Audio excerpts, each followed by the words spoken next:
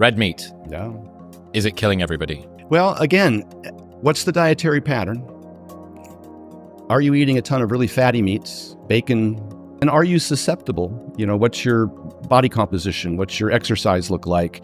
Are you consuming sufficient fiber? And the problem that you get is that as we age, we become anabolically resistant. And a lot of people as they age suffer from, they don't eat enough protein and they suffer from sarcopenia. And that can be a bigger problem for mortality risk than consuming red meat or any meat there, for that matter.